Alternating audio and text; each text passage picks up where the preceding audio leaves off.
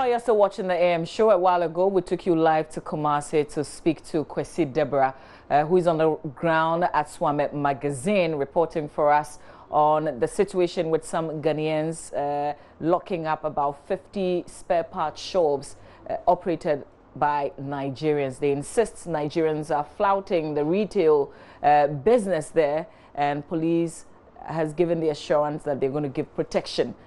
Business would get underway at about 8:30, and we will go back to him to get what the report is. But relationship between Ghanaians and Nigerians, well, not too comfortable with the commissioner, Nigerian commissioner, coming out, to show his dislike for the way reporting with Nigerians in terms of crimes allegedly committed by Nigerians are reported in Ghana. Roland Walker is off to speak to an international relations specialist and also a security analyst, Dr. Vladimir Enchidanso. So I'm just going to hand over to you, Roland Walker, to begin that conversation.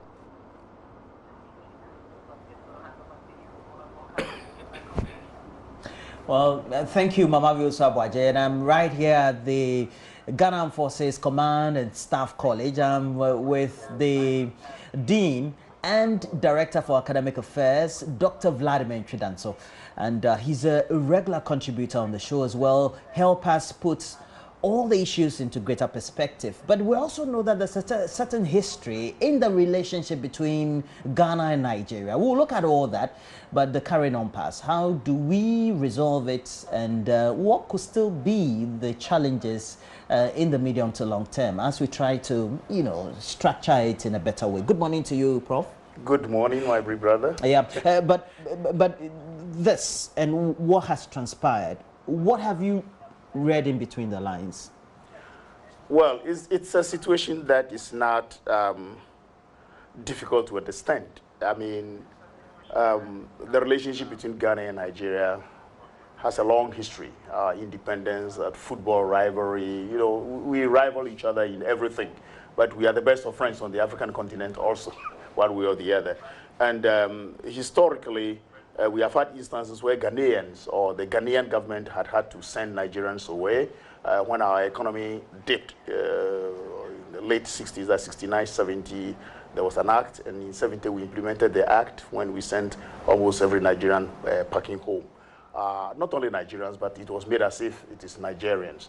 The narrative then was some anti-Nigerian kind of narrative, and therefore they all went home. On and on and on, Ghana also dipped, and many more Ghanaians went to Nigeria in 79 to 80s. A lot of my very good colleagues, lecturers, professors, all trekked to Nigeria to find work.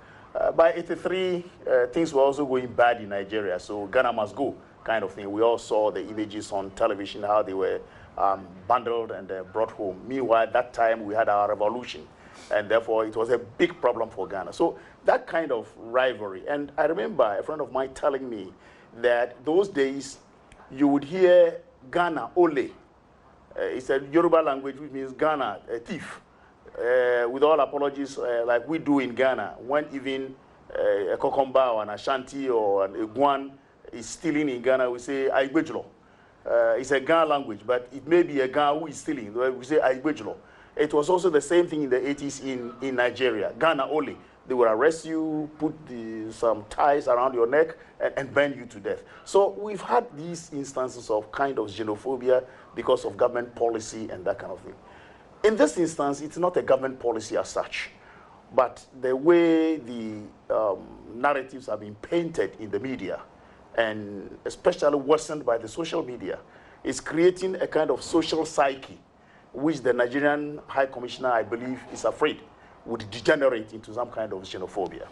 And I think that's how I take it. He's very right in cautioning our brothers. Elsewhere, he would have kept quiet, called the Nigerian community, warned them, and written a very passionate letter to our Ministry of Foreign Affairs to say that, hey, look, and wouldn't have heard anything about it. But now he's appealing to us as a brother. I mean, it's like, look, we are all one. Watch out the narrative. So I think he's done well by coming out to the media and appealing directly instead of what we normally do in international relations, go to the Ministry of Foreign Affairs and complain to the minister. This time he's come out and saying that, hey, look, the way we painting the picture, there is the possibility of a social psyche. When you create that social psyche, social canopy, as if the country is in a siege, and that will create more problems for Ghana-Nigeria relationship. So I think it's the right direction that he came out, yeah. Now, just to take you back, can we take a look at, and I've heard and listened to you over the last 12 hours, especially on this subject, but if we have to look at the anthropological perspectives and how it transitions into the socio-cultural psyche, there seemed to have been a recent history, either in South Africa, either in the US, or in the UK, and more recently in Asia. It could be drug campaigns or barons or those carrying the pellets, doing the transiting. And the international media has also. Would you say that that has also fed into what the public opinion and perception is now?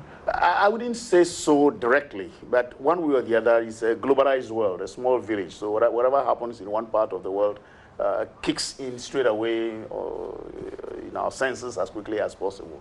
But as you rightly said, take South Africa, for example, what happened over there. Quickly, it's like every foreigner is a thief, every foreigner is a bad person, and even those who are there legitimately were being attacked left and right.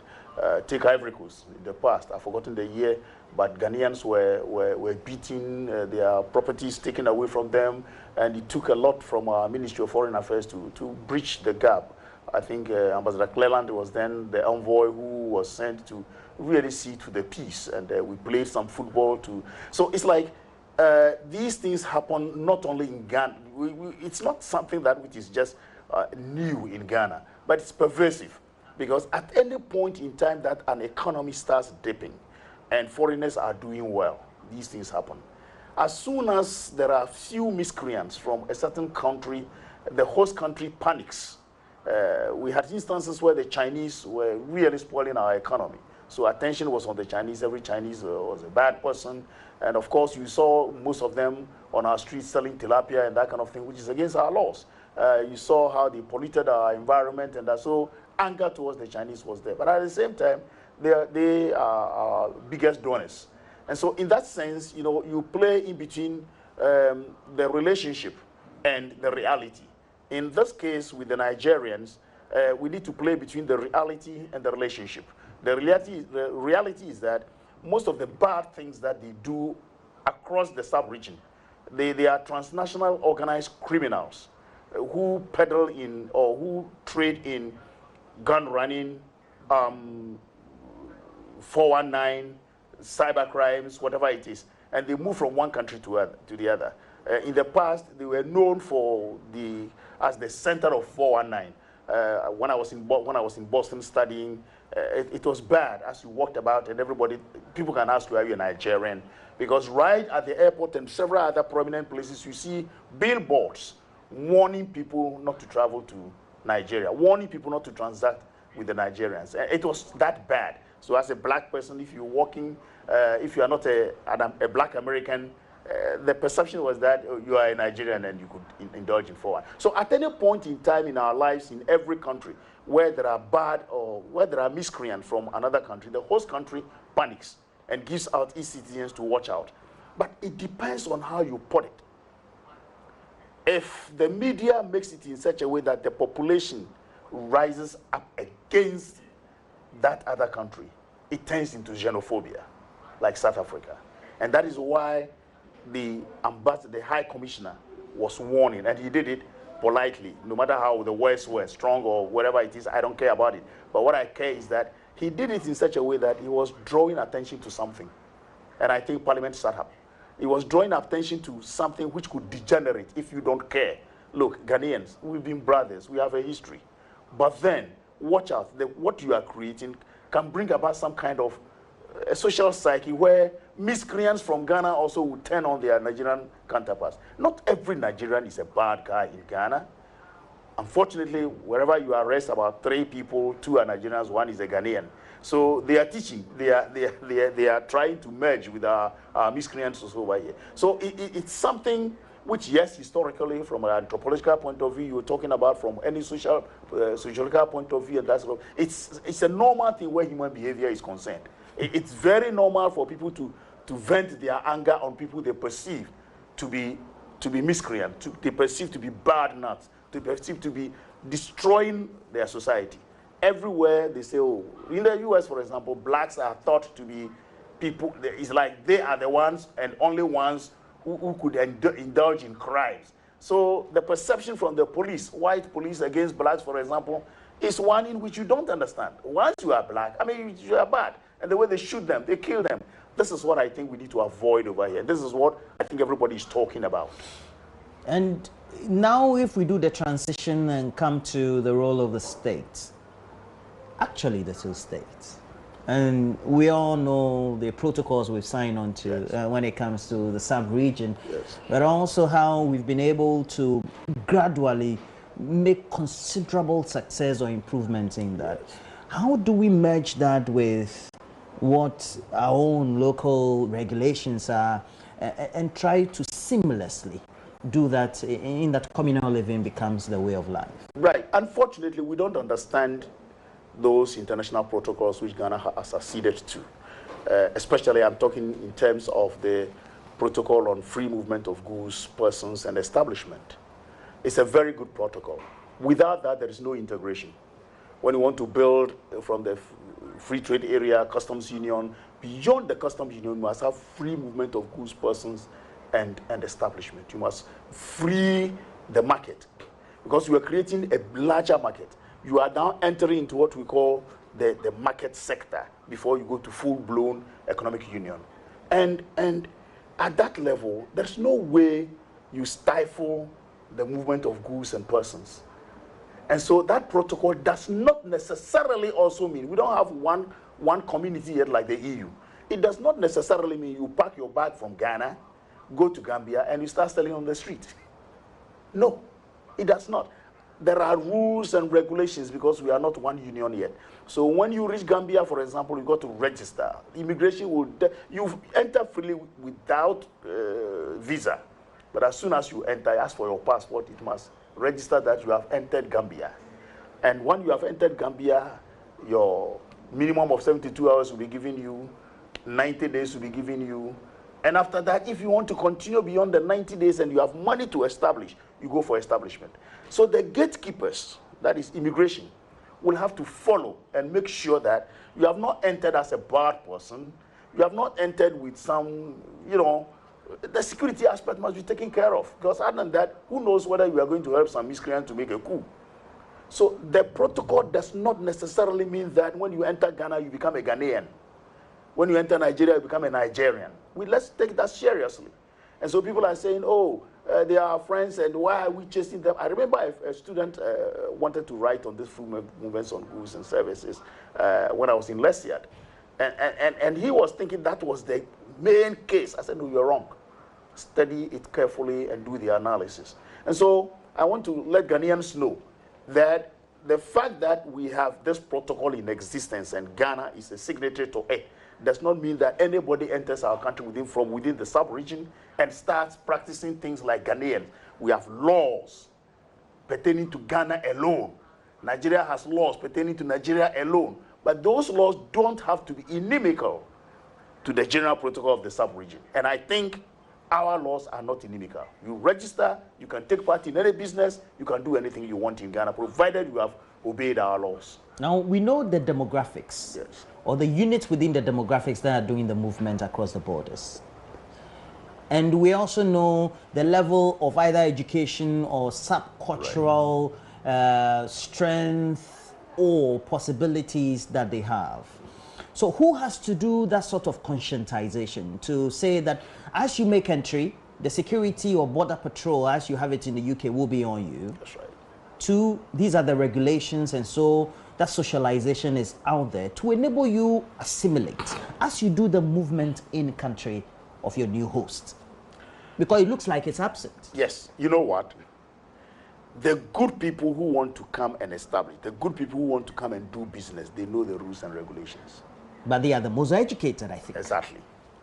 But the guys who don't understand and who just believe that I can't ply my trade in Nigeria, I can't ply my trade in Ghana, so I'm going to Gambia to do bad things, are those who flout the orders but want to use the protocols on their behalf. Yes, unfortunately, when we teach integration, we have been lamenting this, that countries within the integrative sub-region are not making the efforts to make the socioeconomic partners of the integration understand integration, the ordinary people. I've always been mentioning this. When we were talking about the ECO from 1999, we were talking about the second monetary zone, and we were believing that there is a currency coming called the ECO. And I did some little research. There was one billboard on the motorway, I mean, just after the mall. There was another just after Malam. There was another on the Suame Road. There was another close to Kumasi. These were the 4 billboards talking about the ECO. I also did a questionnaire with my students at Legon and then Makola. And it will interest you to know that the Makola people understood that there is something coming. But my students, it's a wishy-washy kind of thing. They've heard it coming and they think it's not going to work. Such is the situation that protocols and agreements reached at the headquarters of these regional bodies don't become part of the national psyche. It has to come into our national laws. Parliament will have to talk about it and then disseminate it through the media.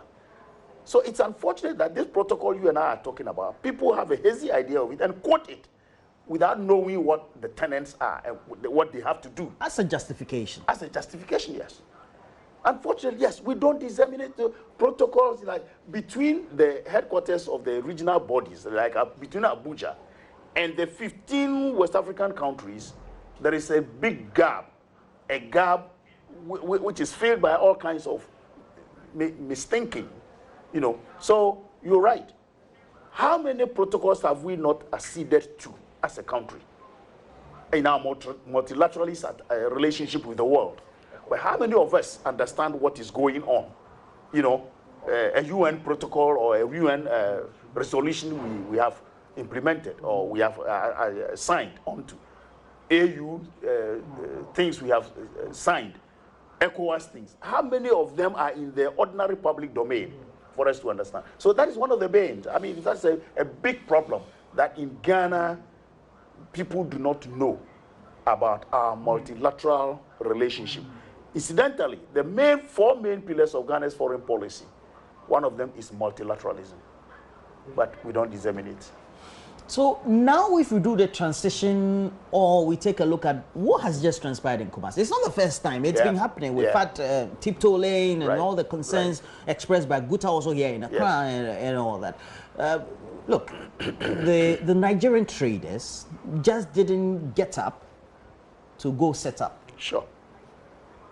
We also know what the regulations are. For example, you go to the fishing area, they say patrolling and it's by Chinese vessels. Right. But if you go check the registration of the companies that own the trawlers, they're headed by Ghanaians. Sure.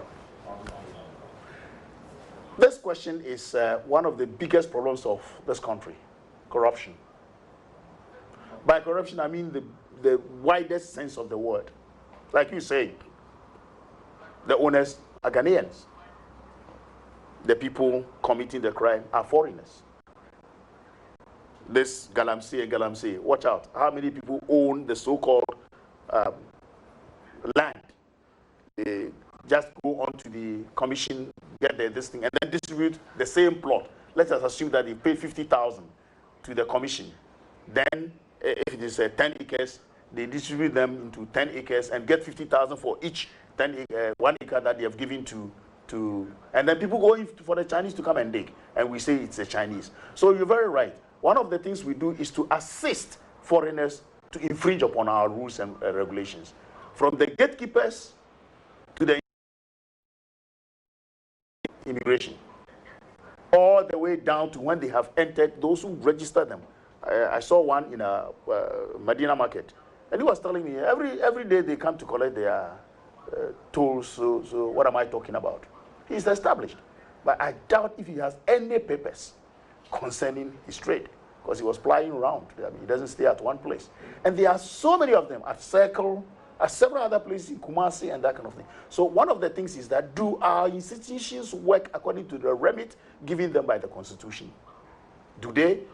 Do our gatekeepers know how to follow up on this so that they don't infringe upon our laws?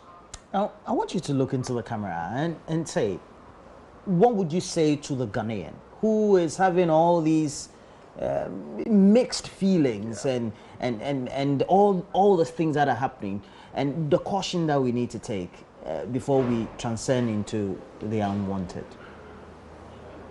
All I want to tell Ghanaians is simple. Nigerian foreigners are foreigners.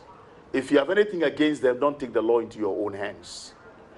I want to tell the media also that the reportage must be set in such a way that we don't antagonize our relationship with Nigerians.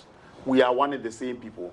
If we reach a point where we turn our anger on the Nigerians, remember we have our own counterparts, Ghanaians also, in their numbers. I hear about 2 million in Nigeria. Let us use the laws to do business with Nigeria. Let us note that the miscreants are the ones we are after, and not any other Nigerian. Well, thank you very much. And You're that's from the Dean and Director for Academic Affairs, the Ghana Armed Forces Command and Staff College. And for those of us who have been in the barracks, we call it GAFC. GAFC. My dad is a GAFC. Well, that'll be it. And I know that the conversation is going to transition into the studio. Mama View also is going to link up with Kumasi. But that'll be it for now from GAFC.